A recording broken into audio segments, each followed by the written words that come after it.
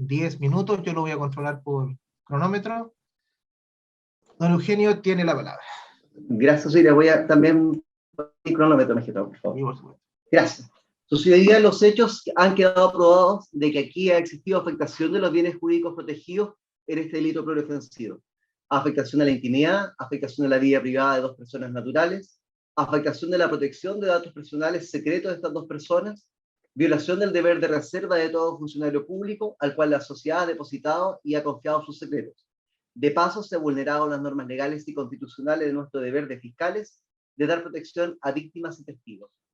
Sus señorías, creemos con fuerza que acá no hay vulneración del non bis in idem a las razones legales y doctrinarias señaladas, reforzar nuevamente el artículo 45 de la Ley Orgánica Constitucional del Ministerio Público, la Ley 18.834, el artículo 20 del Código Penal y la doctrina nacional citada. Reafirmamos que ya existe un pronunciamiento concreto, su señoría, en el caso sublite del Tribunal Constitucional, que rechazó tal alegación en este juicio, en este caso, dejó sentado a dicho máximo tribunal la premisa de la responsabilidad autónoma del artículo 45 de la ley 19.640, rol 10.299-21 del 30 de marzo del 2021. Es necesario indicar a sus señorías que respecto a los fallos citados por la defensa, respecto a jueces de garantía y un juez de policía local, es un error, por cuanto a los fiscales del Ministerio Público no se nos aplica lo dispuesto en el artículo 537 del Código Orgánico de Tribunales, privativo solo de los jueces.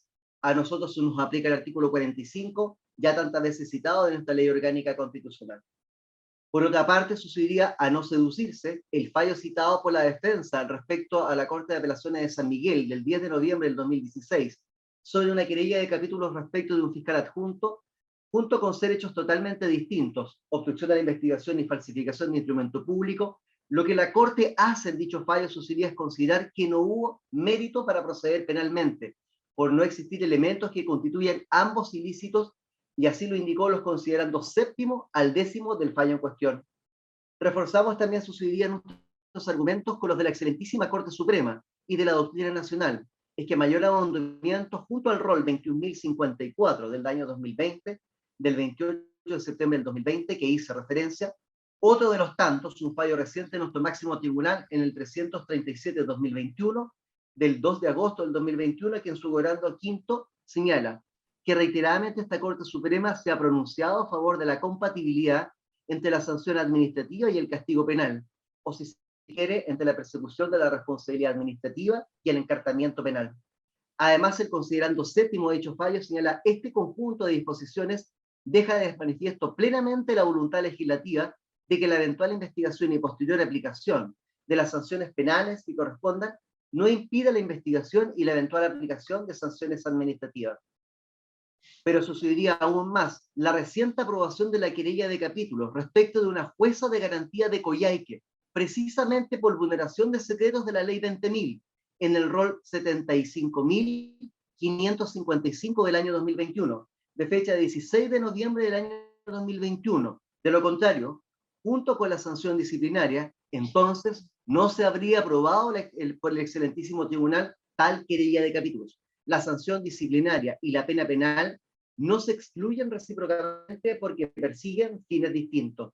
Así también autores como el profesor Rodríguez Collado señala, el tipo de diferencia que separa a estas dos potestades determina que en nuestro ordenamiento jurídico sea posible aplicar una pena criminal y una pena disciplinaria a la persona que incurre en conducta indebida. Es una obra, se refiere a las bases para distinguir entre infracciones criminales y administrativas, revista de Derecho 11 de la Universidad Católica de Valparaíso. Sus señorías, les señalé que su relación es de vital, en este caso, la resolución es de vital importancia para todo el sistema judicial, para el Poder Judicial, para el Ministerio Público. Sentará base, su señoría. La justicia debe ser igual para todas y para todos. No puede ser, su señoría, que para el jefe se esgrima tal argumento de vulneración del non bis in idem para absolverlo. Pero, sin embargo, su señoría, para la funcionaria Carla García Reyes, de la misma Fiscalía de O'Higgins en el año 2019, por los mismos hechos, no. Para ella no ocurre entonces la vulneración, y la misma Fiscalía Regional de O'Higgins la removió y la lleva a juicio oral en los próximos días ante este mismo tribunal por violación del secreto. La defensa también no olvidó que en materia del secreto, como dijéramos, ya establecido la ley 19.628, artículo 182 del Código Procesal Penal, artículo 8 y 19, número 4 de la Constitución, pero olvidó señalarle a sus ideas que las normas dictadas con anterioridad, que confieren el carácter de secretas a determinadas actuaciones, cabe aplicarse lo que dispone la actual disposición cuarta transitoria, extinta de la Carta Fundamental, en orden a que las leyes actualmente en vigor sobre materias que conforme a esta Constitución deben ser objeto de leyes orgánicas constitucionales o aprobadas con quórum calificado, cumplen estos requisitos y seguirán aplicándose. Por otra parte, subsidia el fallo que dicta la defensa del año 2013 del caso La Redonda, es un caso totalmente distinto. Es por soborno vinculado al 249 del Código de Castigo, y que habla de un listado de causas SAF diverso a las dos fichas SAO, que contiene información secreta tantas veces dicha, como bien reconoció hasta el propio acusado al leer su contenido. Se equivoca y trata de confundir el tribunal la defensa al señalar que la ficha SAO es un acto del Ministerio Público, como señalando que es un acto y todos los actos del Ministerio Público son públicos, valga la cacofonía. Graso error. Las dos fichas SAO se alimentan de bases de datos privadas, restringidas y contienen datos personales secretos. Desde el registro civil, ergo, revelarlas es un acto ilícito. Por último, sucedería la ilustrísima Corte de Apelaciones de Rancagua en forma unánime, en el rol 1755-2021, del 16 de noviembre del 2021, anuló por haberse exigido un cuarto requisito que no estaba contemplado en la ley ni en su texto respecto del delito del inciso primero del artículo 246 del Código Penal. Por tanto, sucedería, si la Corte hubiese tenido la facultad y la posibilidad de dictar sentencia de reemplazo, no tengo duda alguna que hubiese dictado sentencia condenatoria respecto del acusado, ya que como la misma señala, se configuran todos los elementos del tipo penal y su participación. Así, en su considerando 16º señaló que así las cosas resulta evidente que el inciso primero del artículo 246 antes citado no exige para la configuración del tipo penal que la revelación del secreto se produzca un daño para la causa pública, pues no menciona ni elude de forma alguna a un tipo de daño.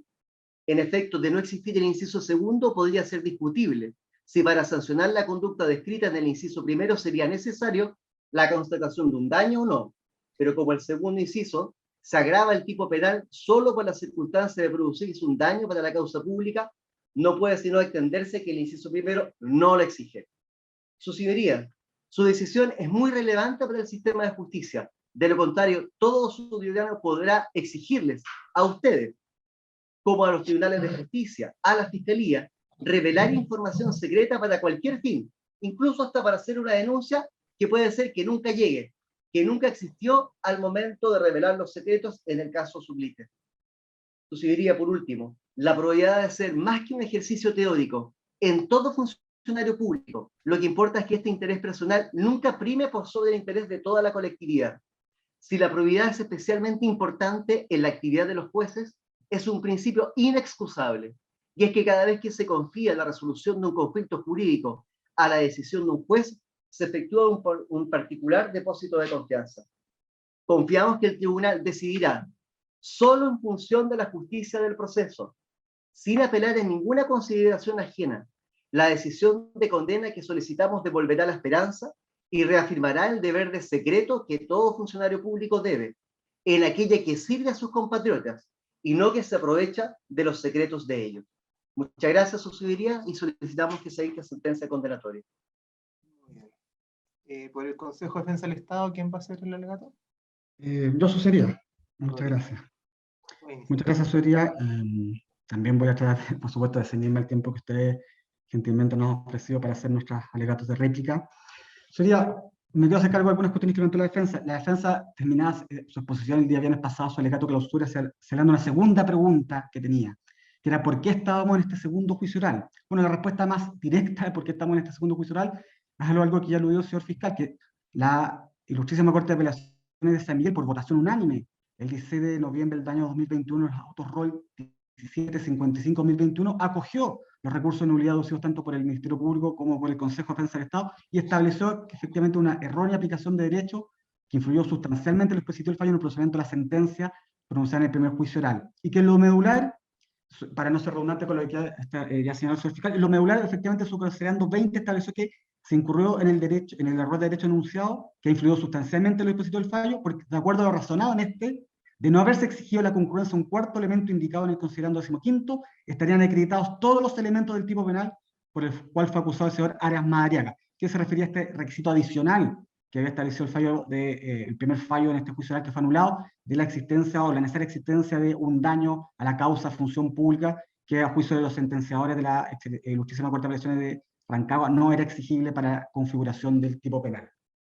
Una segunda cuestión que me quiero hacer cargo, señoría, es la defensa también termina en su alegato clausura ofreciendo disculpas al tribunal de alguna forma por las referencias a algunos hechos vergonzosos que se habrían acaecido al interior del Ministerio Público, pero sería, es la propia defensa, particularmente yo diría en su alegato clausura y en el último tercio de su alegato clausura, que se refiere a estos episodios que nada guardan relación con los hechos en materia de la acusación, y es la defensa de los que ventiló los mismos, aduciendo la existencia de un supuesto complot al interior del Ministerio Público para perjudicar o para perseguir a la persona del acusado don Emiliano Arias Madariaga. Hacer presente sobre que no se indicó antecedente alguno que pudiera dar sustento a esa eventual teoría del complot, y quiero ser presente que desde el punto de vista de este creyente, Consejo de Defensa del Estado, nada más lejano podemos estar a un supuesto complot en contra de la persona del acusado. Nosotros actuamos en virtud del mandato que nos confiere nuestra ley orgánica, y por mandato debemos actuar cuando estimamos que se ha cometido un delito por un funcionario público en el ejercicio de funciones, como es lo que sucede en autos, que tenemos la convicción que efectivamente estamos en presencia de un delito cometido por un funcionario público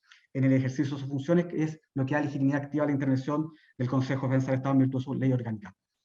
Y por último, una cuestión que parece obvia, antes de referirme a otras cosas, es que obviamente lo que se está juzgando aquí son conductas determinadas de una persona. No estamos enjuiciando al acusado, como nos quiere hacer pretender la defensa. Aquí no hay un juicio contra la persona del señor Emiliano Arias, es un juicio respecto a conductas determinadas en el que él incurrió en el ejercicio de sus funciones como fiscal regional de O'Higgins. Una cuestión que parece de perogrullo obvia, pero que es necesario relevar, atendido a las argumentaciones de la defensa en su alegato clausura. Ahora, en la clausura de la defensa hizo muchas referencias a citas y jurisprudencia que en nuestro juicio nada guardan relación con los hechos sometidos a conocimiento de vuestro tribunal. Por ejemplo, se habló a propósito de la ley 20.285 sobre transparencia y acceso a la información, se hizo una cita del artículo 8º, inciso 2 de la Constitución Política de la República, que efectivamente establece excepciones al principio de publicidad. Pero ese artículo 8º está en el capítulo 1 de la Constitución Política de la República, que se refiere a la fase de la institucionalidad, que precisamente lo que regula disciplina son la actuación de los organismos de la administración del Estado y de los organismos y de los otros organismos públicos, que nada guardan relación y están sujetos a una regulación diversa a los derechos y deberes constitucionales que están regulados en el capítulo 3 de la Constitución Política de la República, y específicamente respecto a el derecho a la vida privada, intimidad de las personas y la protección de datos personales, que está en el artículo 19, número 4, razón por la cual claramente están sujetos a una reglamentación diversa. De hecho, en abono de la posición de la defensa, esta cita un fallo de la excelentísima Corte Suprema, el 45.231/2021, en la cual la Corte Suprema dice que son públicas las actuaciones del Ministerio Público, y quiere hacer un símil con lo que se está ventilando y los hechos que se ventilaron en este juicio. Pero ese fallo claramente no es aplicable a la especie, pues se refiere a las actuaciones del Ministerio Público. En los hechos que se están sometidos a conocimiento de vuestro tribunal, nunca se ha hablado de una actuación del Ministerio Público, son conductas del imputado, en este caso concreto, al acceder a determinada información en razón de su cargo y que divulgó, que no se insertan en una actuación del Ministerio Público, no se insertan en una diligencia de investigación, no se insertan en una investigación propiamente tal, razón por la cual claramente no es aplicable ese fallo de la excelentísima Corte Suprema, que se refiere a actuaciones del Ministerio Público. Acá no hablamos de una conducta del imputado que se inserte en una actuación del Ministerio Público, sino simplemente de una conducta desplegada por él de respecto al sexo que tuvo en informaciones en su cargo funcionario público, pero que no se inserte en una actuación del Ministerio Público, razón por la cual claramente no es aplicable dicho fallo. También, señoría, se cita el fallo 2560/2013 de la excelentísima Corte Suprema, que se habla que no se configuró el delito efectivamente de revelación de secreto respecto a la divulgación de unos listados de causas del SAP, del Sistema de Apoyos Fiscales. Y tal como lo señaló ese fallo de la excelentísima Corte Suprema 2560/2013, esa era una revelación de unos listados genéricos del SAP, Sistema de Apoyo Fiscal, que solo aludían al número de RUC y tipo de delito, pero primero, no se refería al contenido de las fichas SAP, y segundo, que es una cuestión medular y que hicimos muy presente en nuestro alegato de clausura, lo que se extrajo por instrucción del señor fiscal Arias del sistema informático del Ministerio Público y que fue posteriormente divulgado a terceros y entregada copia al mismo a terceros, no es una ficha SAF, sino es una ficha extraída del sistema de apoyo a la operación SAF, que se alimenta en parte del SAF, pero también que se alimenta de fuentes externas, particularmente del Servicio de Registro Civil de Identificación, que no está en el sistema SAF.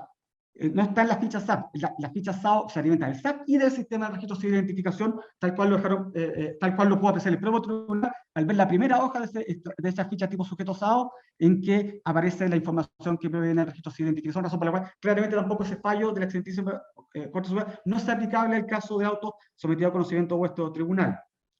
Sí, señoría, parece más cercano a este caso, y voy a citar un fallo de la excelentísima Corte Suprema reciente, 4 de enero del 2021, en los autos ROL 85215-2020, a propósito de un recurso de protección que conoció el máximo tribunal del país, que sostiene que no es posible soslayar, que no cabe sustraer al Ministerio Público la normativa contenida en la ley 19.628 sobre protección a la vida privada, particularmente lo considerado en el título cuarto que regula el tratamiento de datos para los organismos públicos, en cuyo artículo 20 se autoriza genéricamente a los organismos públicos para proceder al tratamiento de datos personales en la medida que ellos se verifiquen en el ámbito de sus competencias y con sujeción a las reglas precedentes.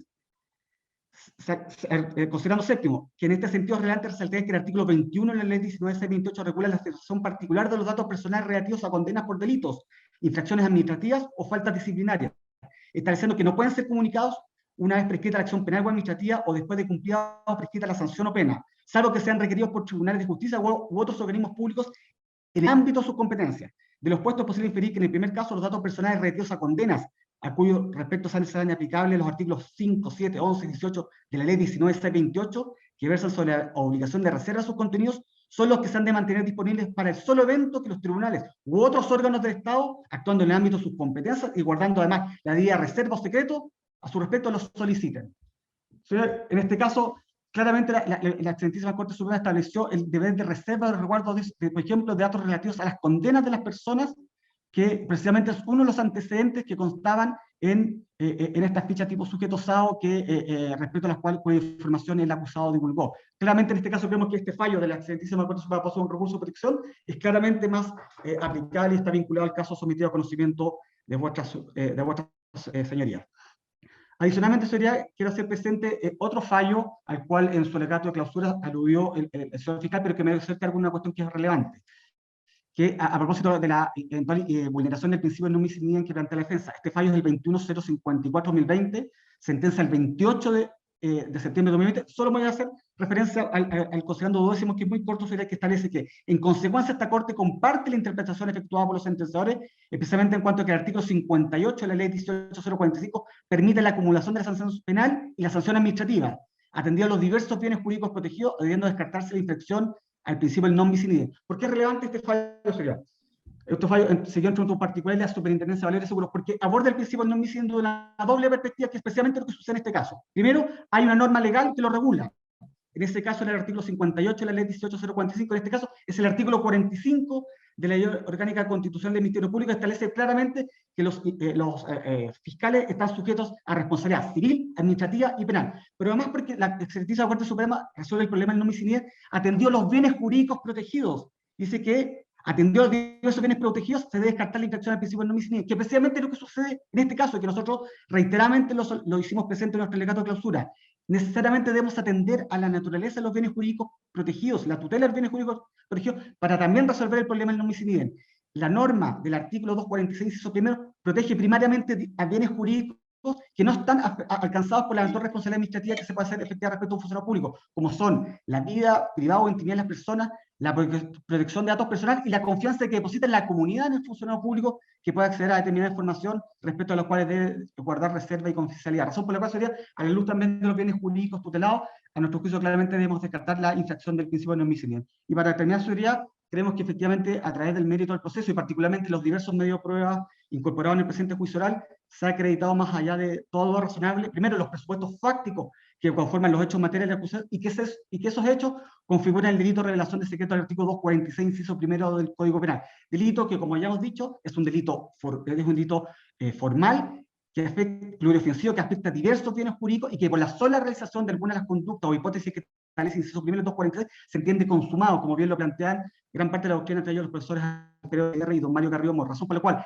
en el evento que se realicen esa conducta se deben aplicar la pena establecida en inciso primero del artículo 246, que establece una pena privativa o restrictiva de derechos y una pena pecuniaria. Y solo se vería en el evento que, además de esos bienes jurídicos, se afecten otros bienes jurídicos como la causa función pública y que esa afectación se agrave, se explica el salto penológico que establece el inciso segundo de la misma norma de saltar una pena de crimen de reclusión mayor en cualquier subgrado. Entender la norma de otra forma no parecería lógico, sería entender que si se afecta la función pública tenemos una pena privativa restringida de libertad, y si esa afectación es grave, damos un salto penológico de tal entidad que pasamos a una pena de crimen. A nuestro juicio, la interpretación más armónica y sistemática es entender que, siendo un delito pluriofensivo, se afectan bienes jurídicos por la sola realización de la conducta. Si además en la realización de la conducta se afectan otros bienes jurídicos, como es la causa función pública, y ese es grave, se explicaría la imposición de la pena de inciso segundo del citado artículo 246. En consecuencia, sería esta parte estima que habiéndose acreditado los presupuestos fácticos de la acusación y que estos hechos configuran el delito de revelación de secreto, y dos delitos de revelación de secreto, y el artículo 246, inciso primero del Código Penal, solicitamos a este tribunal que al término de esta audiencia se pueda emitir veredicto condenatorio respecto del imputado Emiliano Arias Madariaga, porque tenemos la convicción de que se ha acreditado el tipo penal y que a él le ha caído participación en calidad de autor en el referido delito en grado consumado, y en tal virtud solicitamos que se impongan las penas señaladas por este acusador particular. De su acusación vale decir una pena de 2 años de suspensión de cargo de empleados públicos, una multa de 10 UTM y el pago de las costas de la causa. Eso sería. Muchas gracias a nuestra réplica, su señoría. Doña Marisa. Gracias, señoría. Bueno, señoría, hasta el día de hoy esperamos que ambos persecutores nos dijeran cuál era el secreto vulnerado, cuál era el secreto específico vulnerado por don Emiliano Arias. Lo esperamos en la formalización, lo esperamos en la acusación, lo esperamos en la apertura, su señoría, en la clausura. Y después de un largo fin de semana lo esperamos que al menos nos dijeran hoy día en la réplica. Sin embargo, su señoría, ninguno de los persecutores ha señalado cuál era específicamente el secreto vulnerado. Esperábamos que nos dijeran o reiteraran que era el número de serie, teníamos argumentaciones para aquello, esperábamos que nos dijeran que eran las causas menores, también teníamos argumentaciones, pero lamentablemente han persistido en aquello que denunciamos desde el inicio de este juicio. Y la verdad, su señoría, tampoco ellos han hecho cargo el día de hoy de otra alegación, la congruencia, que era evidentemente relevante para hacer nuestro ejercicio del derecho a la defensa. Por lo tanto, hoy día, en estas réplicas que ha hecho el Ministerio Público, el persecutor, se han limitado a poder revertir las jurisprudencias que ha traído esta parte para fundamentar nuestras pretensiones. Y han invocado, su señoría, otros casos que no tienen nada que ver. Ha mencionado reiteradamente el fiscal una funcionaria de Rancagua, como si eso afectara el principio de igualdad ante la ley. Pero no dice el Ministerio Público, el fiscal Campo, no dice que esa funcionaria violó el artículo 27 de la ley 20.000, que establece un secreto específicamente, y que lo hizo para beneficiar a un imputado, entregándole información de aquella ley. No lo dice, por cierto. Tampoco lo dice en el caso de Coyhaique, que se refirió también a una jueza que entregó información de la ley 20.000 para favorecer a una persona. No tiene nada que ver con esto, su señoría. No existe, el Ministerio Público no ha podido hoy día establecer cuál es el secreto, ni mucho menos la fuente de aquel secreto, cuál es la norma, aquella que asimila, dijo las leyes anteriores, que se asimilan a la ley de por un calificado, pero ¿cuál norma, su señoría? Estamos ante un tribunal de derecho. Lo mínimo que exigimos es que haya una fundamentación adecuada en torno a la propuesta del Ministerio Público. Nada de ello ha sucedido. Los casos en que ha habido pronunciamiento también respecto del listado de causas SAF han sido un pronunciamiento incluso de delitos más graves, soborno, su señoría. No tienen absolutamente nada que ver si quieren comparar casos que no han sido hoy día ventilados. Respecto de lo que ha dicho el non bis in idem, su señoría, claramente el mismo fiscal leyó la sentencia del Tribunal Constitucional cuando lo que dijo fue encargar a vuestras señorías, o sea, al tribunal de fondo, pronunciarse non bis in idem. La sentencia del juicio anterior, que fue anulada, pero que ha hecho referencia a nuestras contradictores, no se pronunció sobre el non bis in idem, dijo expresamente no me pronuncio debido a que cogió otros planteamientos. Por lo tanto, el recurso de nulidad tampoco se pronunció sobre aquello porque solo se pronunció evidentemente sobre aquello que el Ministerio Público le refirió, que era la supuesta no vulneración de bienes jurídicos protegidos. Obviamente, sus señorías tampoco se ha hecho referencia por parte de los contradictorios a la existencia de un daño. Solo el Consejo de Defensa del Estado ha reiterado los planteamientos, pero la verdad, su señoría, es que tal como señalamos, y haciéndonos cargo del planteamiento dispuesto por los profesores Rodríguez y Osandón en su libro Delitos contra la Función Pública, en la edición 2021, página 553, señalan claramente que el inciso primero, ambas figuras requieren un daño a la causa pública, que no tiene nada que ver que sea un delito material, porque eso es una cuestión distinta. Un delito material o de mera actividad, sabemos todos que se trata de un delito que se consuma por la sola realización de la conducta. Pero esto se refiere a una cosa distinta, a la afectación, a la necesaria afectación de principios jurídicos, de lesiones de bienes jurídicos protegidos. Por tanto, evidentemente, si no hay un daño siquiera a la causa pública, como en este caso, no hay conducta punible por el 246. Por eso es que se releva a la intimidad al 247, y aún en ese caso se requiere el juicio también, como expresamente lo señala la norma del 247.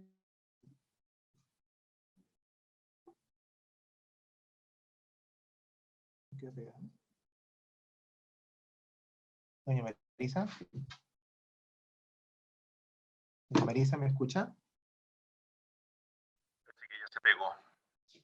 Porque don Emiliano también está congelado. Sí, están en la misma oficina. Doña Marisa, don Emiliano, Carolina, ¿les puedes avisar? Mauricio, ¿alguno de ustedes? Yo le aviso, magistrado. Gracias, Margarita.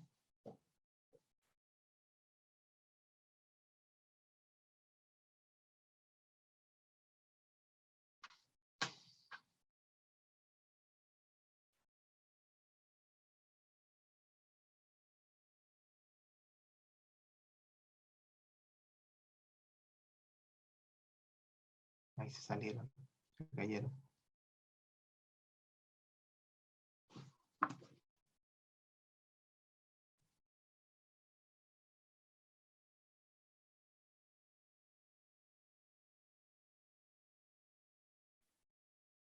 Perdón, su señoría, no se me desconecté de internet, así que estoy conectada al teléfono ahora. Pero Marisa, estaba empezando a hablar del 247 cuando se congeló. ya.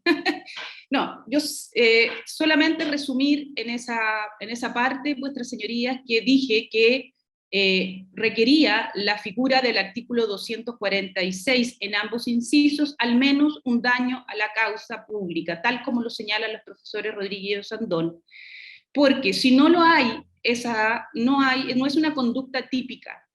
Y que cuando existe una lesión a la intimidad de una persona, esa figura está contemplada en el artículo 247, que también requiere perjuicio por señalarlo expresamente dicha norma. También estaba señalando, sus señorías, que en el caso del non bis in idem, el fundamento de todo ello es la proporcionalidad. La proporcionalidad se han descrito por los fallos que se invocaron por esta defensa, casos en que eventualmente, de ser considerados delitos, eran delitos más graves: falsificación de documento público, 3 años y un día a 5 años, obstrucción a la investigación, 541 como mínimo. En el caso que nos ocupa, su señoría, 61 días de suspensión de empleo. Evidentemente aquí no hay un atentado a una proporcionalidad en perjuicio, hay una desproporcionalidad en intentar sancionar a una persona con una pena, ¿cierto?, que ya ha sido sancionado con mayor gravedad en el ámbito administrativo, como señalamos al inicio de este juicio.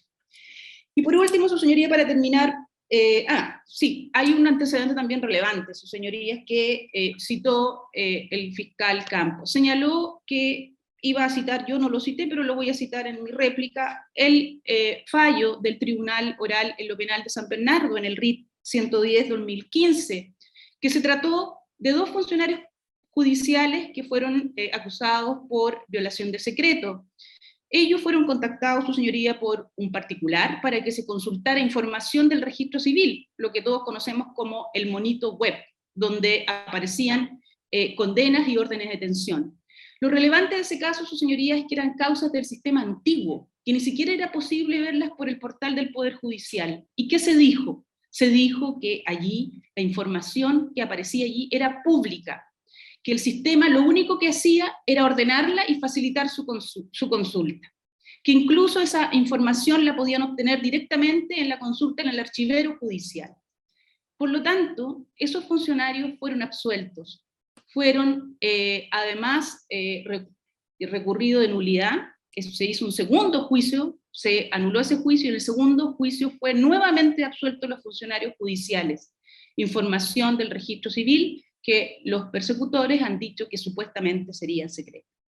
Pues bien, entonces, su señoría, la verdad no tenemos nada más que señalar, reiterar la solicitud de absolución de don Emiliano Arias Madariaga, con expresa condena en contra de ambos persecutores, por no haber ya tenido suficiente motivo para intentar un segundo juicio, como ha sido ocasionado en este proceso. Muchas gracias. El tribunal se va a retirar a deliberar. Uno de los jueces tiene juicio ahora a las 9 de la mañana. Vamos a esperar que ojalá le dijeron que iba a ser un juicio corto para que podamos hacerlo. En función de eso los vamos a citar a las 13 horas. Si efectivamente don Cristian se desocupa rápido, les tendremos la deliberación ahí, si no, ahí veremos qué hacemos, pero al principio a las 13 horas debiéramos tener el veredicto. Quedan citados para ese momento y se produce el receso, entonces que les vaya muy bien a todos. Muchas gracias, hasta luego. Muchas gracias, señoría. Hasta luego. Recording stopped. Muchas gracias.